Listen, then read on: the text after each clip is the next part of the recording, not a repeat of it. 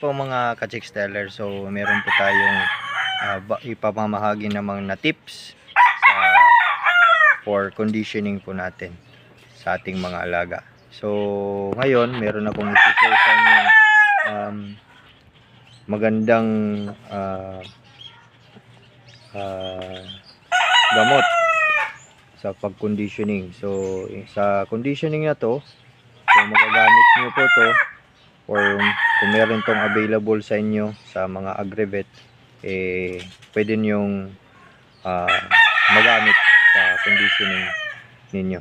So simple lang po, pero ito sinare din sa akin ng aking kaibigan sa Bye-Bye Leyte na nag-i-entry po ng mga big event. So kahit ako na-curious ako, so anong ginagamit nila, or either mga Complexor, Udexan, or mga Belamil. So hindi pala yun ang ginagamit nila. So yung ginagamit lang po nila is sekreto daw lang po, pero pinilit ko talaga siyang kung ano talagang ginagamit nila. So pinakita naman ako nila kung anong ginagamit nila doon. So ito po mga ka-chicks, actually nabili ko dito sa amin, available naman. So pero actually sa akin may idea na talaga ako nun. So actually mga ka-chicks, pagalingan talaga ng ito po, B12 po. So ito is pure B12 po to, wala po tong halo, only B12 lang po. So lahat nito is B12 lang talaga, 100% B12 lang to. So alam naman natin yung B12 is pinaka-importanting gamot sa conditioning. So ito effective talaga to. Kahit ako sa experience ko mga ka-chicks, kahit yung tabletas lang yung ginagamit ko is malaking tulong po sa ating mga alaga.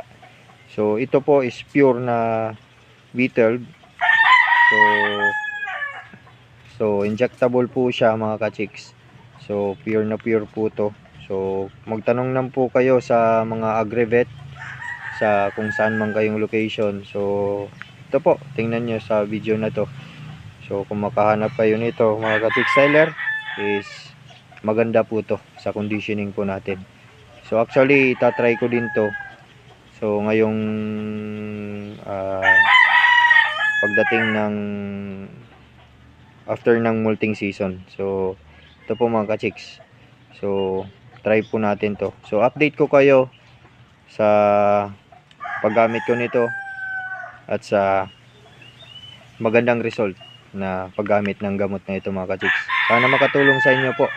Ito po, vitamin B12 injectable mga ka-chicks. So inulit ko po, no animal harm in this video. I am sharing my experience and only tips for our fellow mga sabongero. So ito po mga ka-chicks teller, maraming salamat. Sana makatulong sa inyo yung tips po natin, vitamin B12. Thank you po. Basta ka-chicks teller, lapitin ang chicks.